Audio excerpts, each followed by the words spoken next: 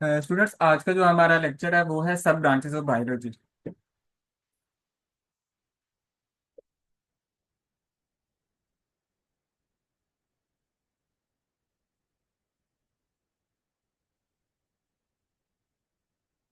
Students, कल वाले lecture को ही कंटिन्यू करते हुए हम आगे देखेंगे कि बायोलॉजी की आगे जो है वो मेजर कौन कौन सी सब ब्रांचेस हैं। तो जो सबसे पहली सब ब्रांच आती है बायोलॉजी की, उसका नाम उसको हम कहते हैं मोलिक्यूलर बायोलॉजी।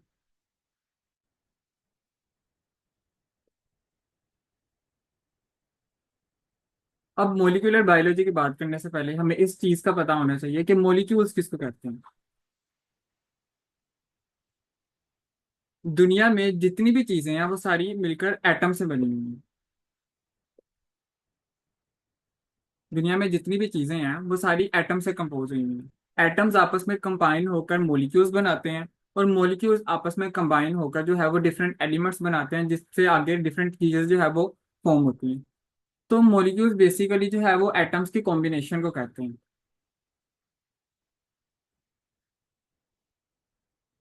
जैसे फॉर एग्जांपल, अगर हम सिंपलेस्ट वाटर के मॉलिक्यूल की बात करें जिसका फॉर्मूला होता है H2O, तो इसके अंदर एक दो हाइड्रोजन के मॉलिक्यूल्स और एक ऑक्सीजन का मॉलिक्यूल आपस में मिलके आपस में कंबाइन होकर जो है वो वाटर का मॉलिक्यूल बनाते हैं।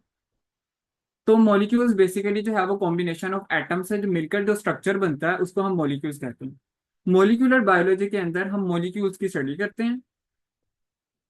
वो मॉलिक्यूल्स जो कि लिविंग ऑर्गेनिजम्स के अंदर प्रेजेंट होते हैं उनको हम बायोमोलिक्यूल्स कहते हैं।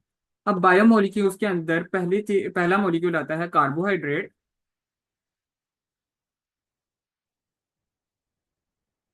दूसरा आता है हमारे पास प्रोटीन।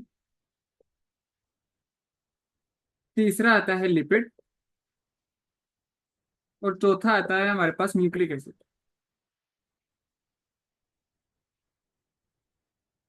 जिसको हम डीएनए भी कहते हैं। अब मोलिकुलर बायोलॉजी के अंदर हम इन बायोमोलिक्यूल्स को स्टडी करते हैं जो कि लिविंग ऑर्गेनिज्म के अंदर प्रेजेंट होते हैं, और इनका क्या रोल होता है, इनका स्ट्रक्चर क्या होता है, ये किस तरीके से एक दूसरे के साथ इंटरेक्ट करते हैं, वो सारी चीजें जो है वो हम मोलिकुलर बायोलॉजी के अंदर डिस्कस करते हैं। नेक्स्ट हम बात करते हैं कि मोलिकुलर बायोलॉजी की एप्लीकेशंस क्या हो सकती हैं।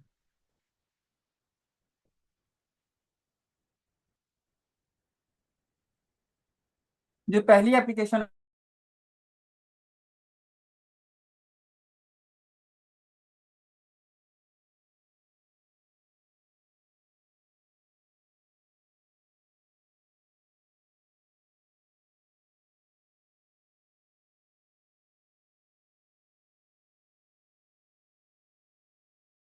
तो जितनी भी वो करेक्टरिस्टिक्स होती हैं उनकी जो स्टडी होती है वो मोलिकुलर बायोलॉजी के अंदर आती है। जैसे फॉर एग्जांपल, अगर एक आपके पास करेक्टरिस्टिक्स है, एक क्वालिटी है, आई कलर, तो वो जब पेरेंट से आगे जो जनरेशन होती है उसके अंदर जब ट्रांसफर होना होता है, तो इस चीज की स्टडी को भी हम लाइफ प्रोसेस कहते हैं, और इस चीज की स्टडी को हम मोलिकुलर बायोलॉजी के अंदर डिस्कस करते हैं। नेक्स्ट इसकी एप्लीकेशन आती है, वो आती है ड्रग डेवलपमेंट।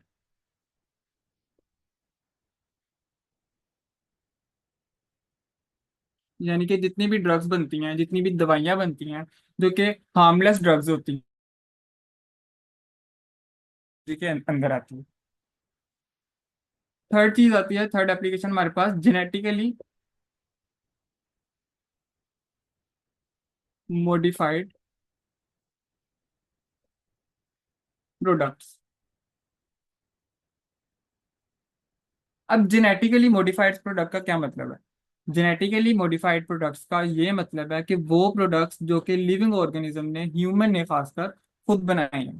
जैसे फॉर एग्जांपल, अगर आप बेवरेजेस की बात करें जिसके अंदर कोका कोला आती है, फैंटा आती है, उसके अलावा आपके पास डिफरेंट मार्ट्स आ जाते हैं, और आपके पास जूसेस वगैरह आते हैं, तो उनके फ्लेवर को इन्हेंस करने के लिए, उनके फ्लेवर को मजीद बेहतर बनाने के लिए हम आर्टिफिशियल टेक्नोलॉजी का इस्तेमाल करते हैं, और उनके फ्लेवर को जो है वो मजीद बेहतर बनाते हैं। इस चीज को हम कहते हैं जेनेटिकली मॉडिफाइड प्रोडक्ट्स। तो genetically modified products, drug development और लाइफ प्रोसेसेस जो है, ये सारी एप्लीकेशन जो है वो अंडर आती है मोलिकुलर बायोलॉजी की। तो अगर ये क्वेश्चन आपको आएगा तो आपने सबसे पहले मोलिकुलर बायोलॉजी की डेफिनेशन बतानी है कि बायोमोलिक्यूल्स की स्टडी को हम मोलिकुलर बायोलॉजी कहते हैं। बायोमोलिक्यूल्स हमारे पास चार हैं, एक कार्बोहाइड्रेट, प्रोटीन, लिपिड और न्यूक्लिक एसिड। उसके बाद आपने इसकी एप्लीकेशन बतानी है कि ये तीन इसकी एप्लीकेशन है, और आपका ये 2 मार्क्स क्वेश्चन जो है वो कंप्लीट हो जाएगा। ये सारी आपकी जो एप्लीकेशंस हैं, ये आपके बुक में डेफिनेशन के बिल्कुल वेरी नेक्स्ट लाइन जो है उसके ऊपर ये सारी एप्लीकेशन जो है वो मेंशन है। इनको आपने ऐसे ही पॉइंट्स की फॉर्म में जो है वो वहां पर लिख देना पेपर के अंदर, और आपका एक 2 मार्क्स क्वेश्चन जो है वो प्रॉपर कंप्लीट हो जाएगा।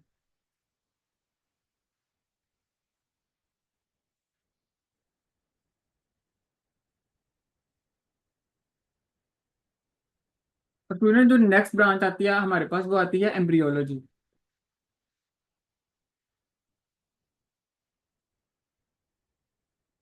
अब जो टर्म एम्ब्रियोलॉजी है उसका क्या मतलब है? जो वर्ड एम्ब्रियो है उसका मतलब है कोई ऐसा ऑर्गेनिज्म जो कि अभी डेवलपिंग है, यानी कि अभी वो जो है वो ग्रो कर रहा है, वो डेवलप कर रहा है, वो अभी जो है वो प्रॉपरली प्रोड्यूस नहीं हुआ है। अब एम्ब्रियो हम उसको कहते हैं जब मेल से स्पर्म फीमेल से एग, ये दोनों आपस में कंबाइन होते हैं तो पहले तो जाइगोट बनता है। उसके बाद जाइगोट जब फर्दर डेवलप हो जाता है वो एम्ब्रियो के अंदर कन्वर्ट हो जाता है। यानी कि आप एम्ब्रियो को कह सकते हैं जाइगोट की जो फर्दर डेवलप्ड स्टेज होती है उसको हम एम्ब्रियो कहते हैं। तो एम्ब्रियोलॉजी के अंदर हम इस एम्ब्रियो की स्टडी करते हैं कि ये जो एम्ब्रियो है ये किस तरीके से ग्रो करेगा, किस तरीके से इसको जो है वो न्यूट्रिएंट्स मिलेंगे। अगर खुदा न खासा इसके अंदर कोई डिजीज आती है तो वो किस तरीके से आएगी, उसको हम किस तरीके से ट्रीट कर सकते हैं। ये सारी चीजें जो है वो एम्ब्रियोलॉजी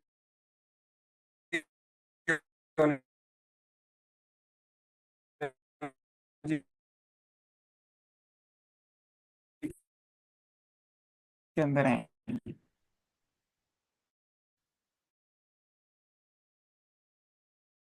अब शुगर हाई है तो उसको कंट्रोल किया जाता है।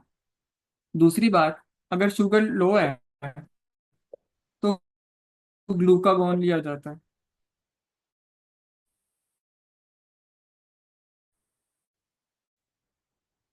जो कि low level of genetics insulin और ग्लूकागोन की जो अमाउंट है, जो एक टारगेटेड अमाउंट है बॉडी के अंदर, उस चीज को जेनेटिक्स के थ्रू जो है वो डिस्कस किया जाता है, ताकि जो भी आपके पास डिजीज है, अगर फॉर एग्जांपल वो डायबिटीज है तो उसको जो है वो प्रॉपरली प्रॉपरली जो है वो ट्रीट किया जा सके।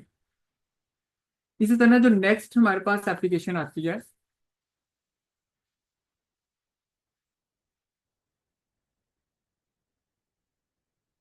वो आती है पेलेंटोलॉजी।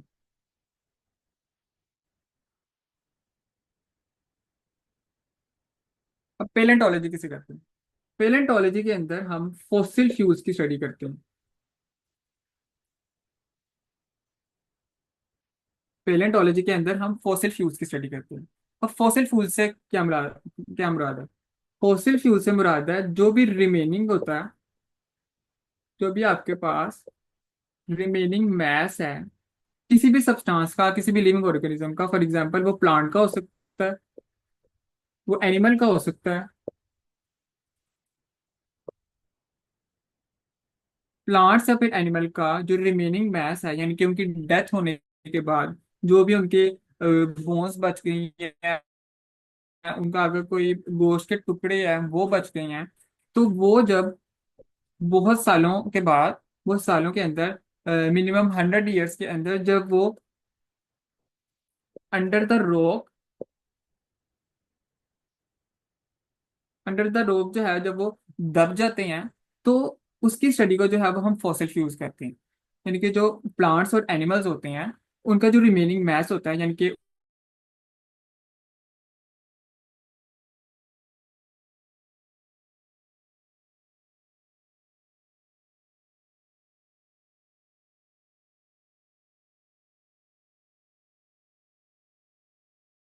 हम जो है वो फॉसिल फ्यूल्स कहते हैं। और फॉसिल फ्यूल्स की स्टडी को हम जो है वो पेलेंटोलॉजी कहते हैं। इसके अंदर एक एग्जांपल देखते हैं कि जो डायनासोर्स हैं उनका हमें किस तरीके से पता चला था कि डायनासोर जो है वो एग्जिस्ट करते हैं। तो वो with the help of palaeontology पता चला था। यानी कि जो पेलेंटोलॉजिस्ट थे, जो आर्कियोलॉजिस्ट थे, जो कि फॉसिल फ्यूल की स्टडी करते हैं, उन्होंने क्या किया था कि जमीन की खुदाई की थी। वहां पर उनको जो है वो कुछ ऐसे पत्थर, कुछ ऐसे निशानात मिले थे जिन जो कि बोन्स के थे, पंजों के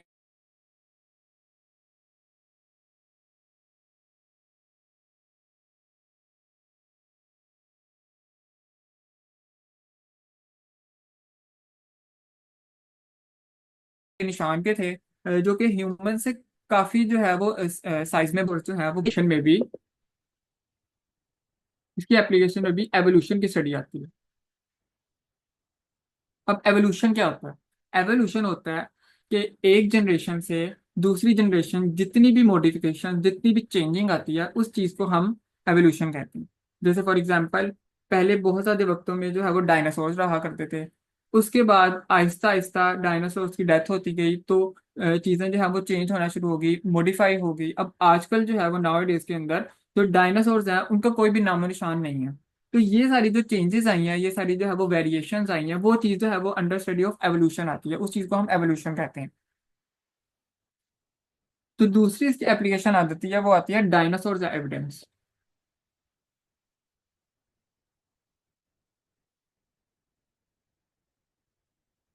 ये बात जो है वो हमने एग्जाम्पल में देखी कि डायनासोर्स की एविडेंस की वजह से, यानी कि हमें ये पता चला कि डायनासोर जो है वो एग्जिस्ट करते थे, वो with the help of palaeontology पता चला था। तो नेक्स्ट ब्रांच आती है हमारे पास।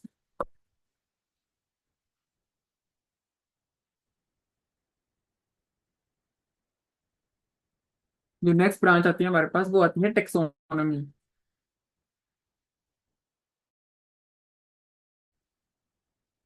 अब टेक्सोनॉमी के अंदर हम जो है वो चीज़ों की क्लासिफिकेशन को स्टडी करते हैं।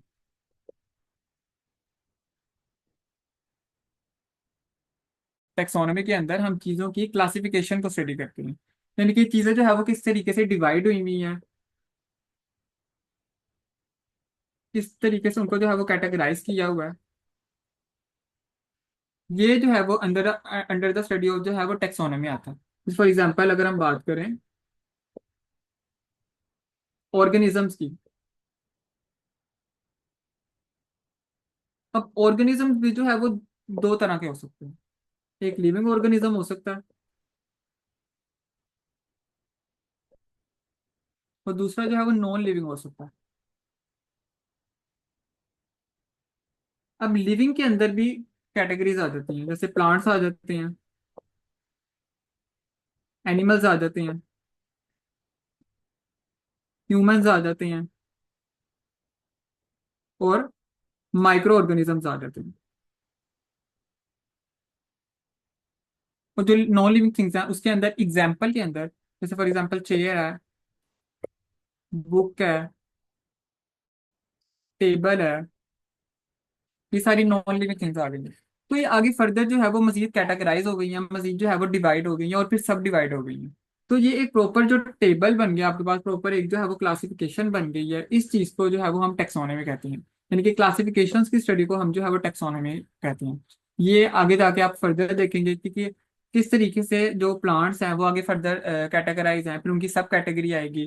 फिर एनिमल्स हैं वो किस तरीके से कैटेगराइज हैं, फिर उनकी फर्दर जो है वो सब कैटेगरी आएगी। तो नेक्स्ट एप्लीकेशन आती है आपके पास, वो आती है इकोलॉजी।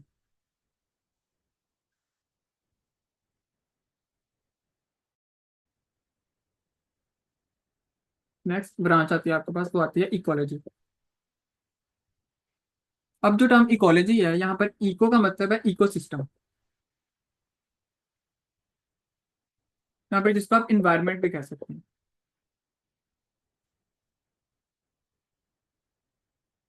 अब इकोसिस्टम और इन्वायरमेंट की जो स्टडी होती है वो अंडर इकोलॉजी आती है।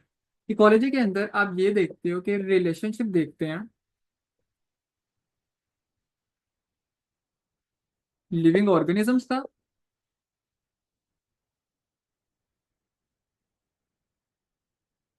जिसमें एनिमल्स आ जाते हैं, प्लांट्स आते हैं, ह्यूमंस आ जाते हैं। इनका जो है वो आप लिविंग और रिलेशनशिप देखते हो विद एनवायरनमेंट।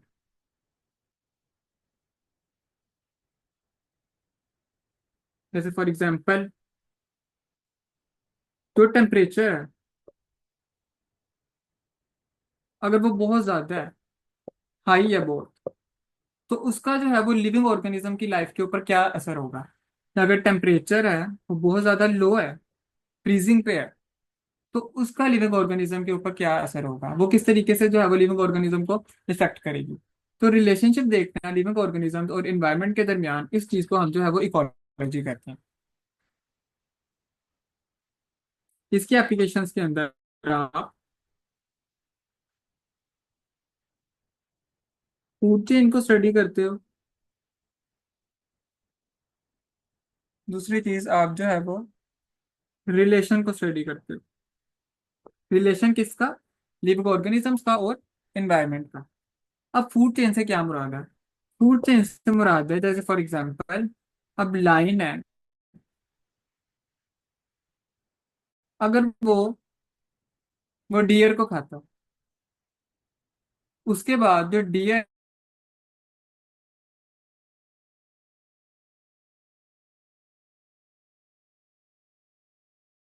है वो ग्रास खाता है। प्रॉपर जो सीक्वेंस होता है कि एक जो लिविंग ऑर्गेनिज्म होता है वो दूसरे के ऊपर डिपेंड होता है, जो दूसरा लिविंग ऑर्गेनिज्म होता है वो तीसरे के ऊपर डिपेंड होता है, तो तीसरा लिविंग ऑर्गेनिज्म होता है वो चौथे के ऊपर, या फिर जो है वो नेचुरल कोई भी सब्सटेंस होती है उसके ऊपर डिपेंड होता है। तो जो सीक्वेंस, जो एक लाइन चली आ रही होती है, उस चीज को हम जो है वो फूड चेन कहते हैं।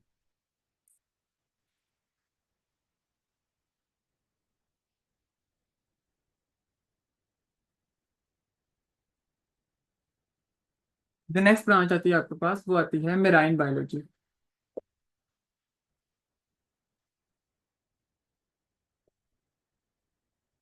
मेराइन बायोलॉजी के अंदर आप जो सी वाटर की स्टडी होती है, यानी कि जो आपके पास जो ओशन वाटर होता है उसकी स्टडी करते हो, कि अंदर जो भी फिशेस प्रेजेंट हैं, या कोई भी और जो है वो इस तरह का, जो ऐसा कोई भी स्पीशी प्रेजेंट है जो कि वाटर के अंदर रहती है, जैसे फॉर एग्जांपल एम्फीबियंस हैं, टर्टल्स हैं, वो प्रेजेंट है, तो उनकी वाटर के अंदर रहते हैं, उनका इंटरेक्शन क्या होता है, उनका एनवायरनमेंट क्या होता है, उनका अपने एनवायरनमेंट के साथ क्या इंटरेक्शन होता है, तो वो चीज़ की जो स्टडी होती है वो अंडर मेराइन बायोलॉजी आ जाती है। अच्छा स्टूडेंट्स, आपने इस चीज़ में कंफ्यूज नहीं होना कि मेराइन बायोलॉजी और फ्रेश वाटर बायोलॉजी जो है वो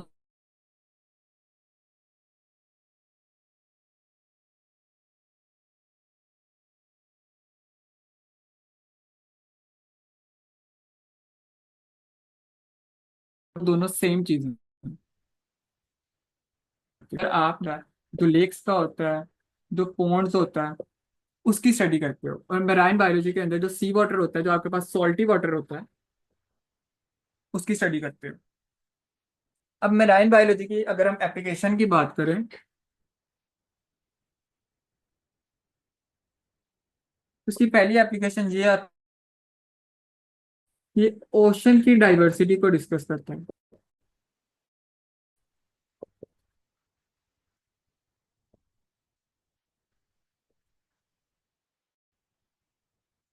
न्यू स्पीशीज को।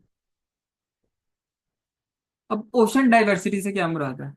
पीछे जैसे हमने टेक्सोनोमी के अंदर क्लासिफिकेशन पढ़ी थी कि ऑर्गेनिजम्स लिविंग और नॉन लिविंग हो सकते हैं। लिविंग के अंदर प्लांट्स, एनिमल्स और ह्यूमन आते हैं। नॉन लिविंग के अंदर जो है वो कोई भी नॉन लिविंग थिंग आ जाती है। तो वो सारे जो है वो डाइवर्स थे, यानी कि वो सारे जो है वो फैले हुए थे डिफरेंट ब्रॉड टर्म्स के अंदर। तो इसी तरह ओशन डाइवर्सिटी के अंदर ऐसे आ जाते हैं, जैसे फिशेज है उनकी बहुत ज्यादा जो है वो आगे जनरेशन आ जाती है, उनकी बहुत ज्यादा जो है वो टाइप्स आती हैं। तो वो सारी चीजें जो है वो डाइवर्सिटी आ जाती है। दूसरा टर्टल्स आते हैं, फिर टर्टल्स होती हैं, उसके अलावा जो है वो ऑक्टोपस आ जाते हैं। तो ये सारी जो है वो स्पीशी है जो कि सी वाटर या फिर जो है वो सॉल्टी वाटर के अंदर रहती है। तो इस चीज की स्टडी जो है वो आती है। नेक्स्ट आ जाती है new discover species. With the help of marine biology हमें ये पता चलता है कि जो सी है, जो समंदर है, उसके अंदर किस तरह की जो है वो स्पीशीज पाई जाती हैं। यानी कि ये सारी जो इन्फॉर्मेशन अभी तक हमें पता है कि उसके अंदर टर्टल्स भी होती हैं, फिशेस भी होती हैं, स्टार फिशेज होती हैं, शार्क्स होती हैं, वेल्स होती हैं। वो with the help of marine biology पर हमें पता चल गया, क्योंकि जो मराइन बायोलॉजिस्ट होते हैं वो स्टडी करते हैं डेप्थ में सी के जाकर कि वहां पर कौन कौन से जो स्पीशीज हैं वो प्रेजेंट है, वहां पे कौन कौन से जो है वो प्लांट्स प्रेजेंट हैं। उन जो स्पीशीज है उनका उनके अपने इन्वायरमेंट के साथ क्या इंटरेक्शन है, जैसे हमारा एक इन्वायरमेंट है, तो उनका इन्वायरमेंट जो है वो क्या है, उनको किस तरीके से जो है वो सरवाइव करना पड़ता है अपनी जो है वो लाइफ को गुजारने के लिए। तो जो डिस्कवर न्यू स्पीशीज का टर्म है वो इस चीज को डिस्क्राइब करती है, जो कि मेराइन बायोलॉजी हमें जो है वो बताती है।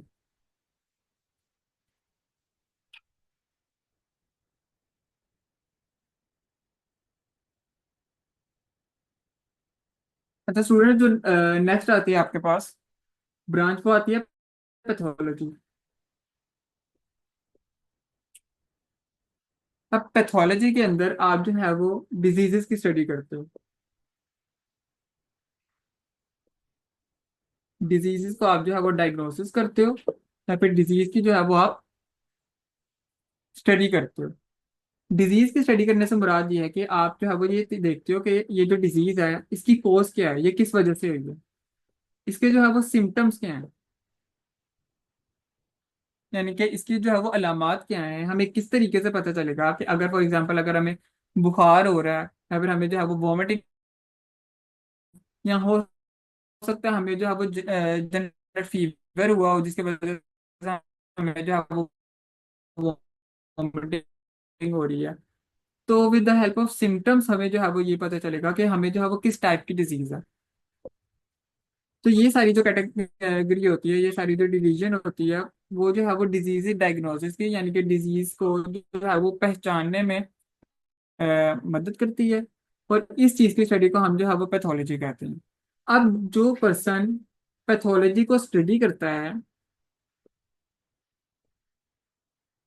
कोई भी ऐसा पर्सन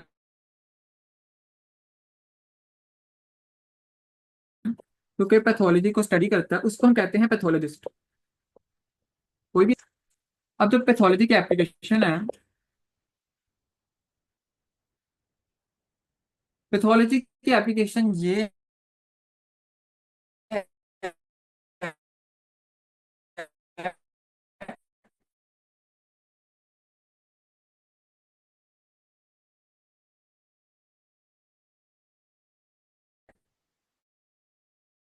वो हमें डिजीज डायग्नोसिस के अंदर हेल्प करती है। जैसे अगर फॉर एग्जांपल इसके सिम्टम्स हैं, तो ये कौन सी डिजीज हो सकती है, और ये किस तरीके से जो है वो ट्रीट हो सकती है, इसका ट्रीटमेंट क्या है, इसकी कोज क्या हो सकती है, और इसको किस तरीके से जो है वो प्रिवेंट किया जाता है। ये सारी स्टडी जो है वो हम पैथोलॉजी आती है, बस under the study of pathology आती है।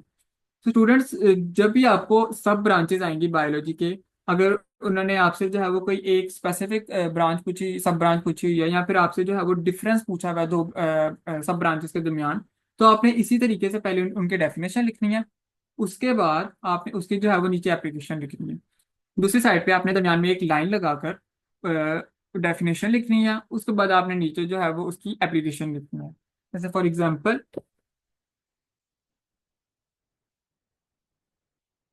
अगर आपसे आपको क्वेश्चन आता है कि write the difference between genetics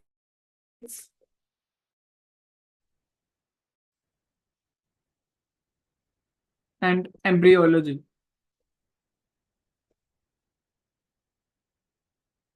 तो आप पहले इस तरह करके दरमियान में लाइन लगाएंगे। उसके बाद आप किसी भी एक तरफ कोई भी हेडिंग देंगे, जैसे फॉर एग्जांपल इधर आप जेनेटिक्स की हेडिंग देंगे, इधर आप एम्ब्रियोलॉजी की हेडिंग देंगे। इस साइड पे आप जेनेटिक की डेफिनेशन लिखेंगे, जो भी इसकी डेफिनेशन है। उसके बाद इधर आप जो है वो एम्ब्रियोलॉजी। डेफिनेशन कंप्लीट होने के बाद अगर तो आपके पास एग्जाम्पल मौजूद है, एग्जाम्पल आपकी बुक में दी हुई है, तो आप उसकी एग्जाम्पल लिखेंगे। दूसरी साइड पे भी सेम इसी तरह आपकी जो आप उसकी एग्जांपल लिखेंगे। और नीचे आप लोगों को बुक में उसकी एप्लीकेशंस दी हुई हैं, तो आपने एंड पर जो है उसकी एप्लीकेशन लिख देना। अच्छा स्टूडेंट्स, आपने ये नहीं करना कि अगर इधर आपने एग्जाम्पल लिखी हुई है तो इधर आपने एप्लीकेशन लिख दिया, या इधर एप्लीकेशन लिखी हुई है तो इधर आपने एग्जाम्पल लिख दिया। जहां पर अगर आपने यहाँ पे एग्जाम्पल लिखी है तो दूसरी साइड पे भी आपने एग्जाम्पल ही लिखनी है, या अगर आपने पहले एप्लीकेशन लिखी है तो दूसरी साइड पे भी आपने एप्लीकेशन ही लिखनी है। क्रॉस मैच जो है वो आप लोगों ने नहीं करना, ठीक है, क्योंकि इस तरह जो है वो एग्जामिनर के ऊपर थोड़ा सा रॉन्ग इफेक्ट होता है, उसको चेक करने में थोड़ी सी जो है वो मुश्किल होती है, जिसकी वजह से मार्क्स डिडक्ट होने के जो है वो चांसेस ज्यादा होते हैं। तो अगर आपको डिफरेंस आता है तो आपने उसको जो है वो इस तरीके से अटेम्प्ट करना है।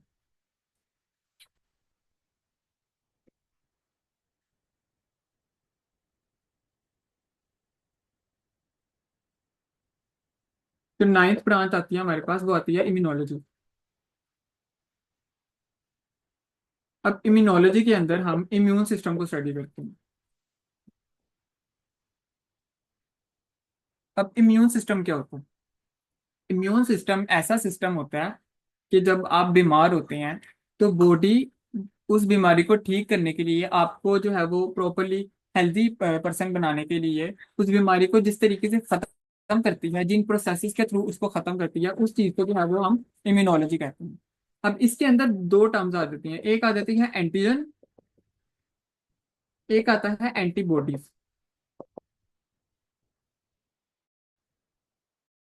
अब एंटीजन क्या होता है?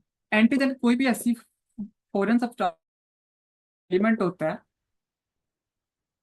जो कि आउटसाइड द इन्वायरमेंट आपकी बॉडी के ऊपर जाकर जो है वो अटैक करते हैं। फॉर एग्जाम्पल, वो वायरस हो जाता है कोई भी, वो कोई भी बैक्टीरिया हो गया, वो जो है वो फॉरेन एलिमेंट कहलाता है। उस फॉरेन एलिमेंट को हम जो है वो एंटीजन कहते हैं। और एंटीबॉडी क्या होता है? आपकी बॉडी इस फॉरेन एलिमेंट के अगेंस्ट फाइट करने के लिए जो भी कोई सब्सटेंसेस को प्रोड्यूस करती है, उस चीज को हम एंटीबॉडीज कहते हैं। फॉर एग्जाम्पल, अगर किसी वायरस ने ऊपर आपके ऊपर आकर अटैक किया और आप जो है वो बीमार हो गए, तो आपकी बॉडी इस वायरस को खत्म करने के लिए और आपको जो है वो दोबारा हेल्दी करने के लिए एंटीबॉडीज प्रोड्यूस करेगी। एंटीबॉडीज प्रोड्यूस करेगी जो कि उस वायरस को जाकर किल करेगा और आपकी जो दोबारा हेल्थ है वो दोबारा मेंटेन हो जाएगी। तो एंटीजन और एंटीबॉडीज की स्टडी और इम्यून सिस्टम की स्टडी जो है उसको हम इम्यूनोलॉजी कहते हैं। इम्यूनो का मतलब है इम्यून सिस्टम, ऐसा सिस्टम जो कि आपको बॉडी का डिफेंस करता है, जो आपको बॉडी को जो है वो हार्मफुल सब्सटेंसेस हैं, जो भी ऐसा हार्मफुल एलिमेंट है जो कि आपको किल कर सकता है या फिर आपको जो है वो नुकसान पहुंचा सकता है, उस चीज को जो है वो किल करती है।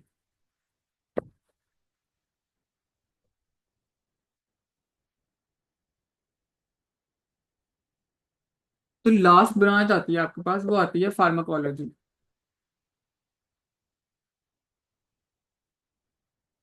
अब फार्माकोलॉजी के अंदर आपने सुना ही होगा कि फार्मा का मतलब फार्मेसी, और फार्मेसी के अंदर हम ड्रग्स की स्टडी करते हैं।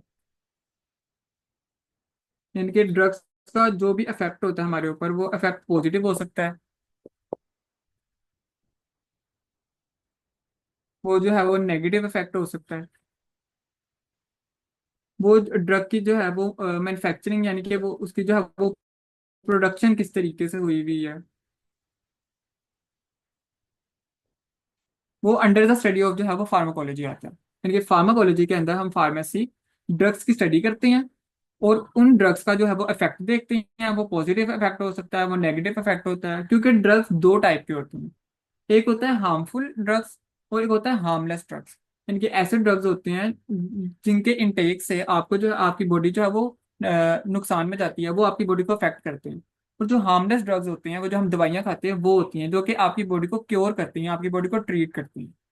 और ड्रग की स्टडी के अंदर हम उनका इफेक्ट देखते हैं कि उनका हमारी बॉडी के ऊपर क्या इफेक्ट है, उसका जो है उसकी मैन्युफैक्चरिंग देखते हैं। तो स्टूडेंट्स, ये था आज का लेक्चर। होप आप लोगों को समझ आया होगा। मिलते हैं नेक्स्ट लेक्चर में। अल्लाह हाफिज।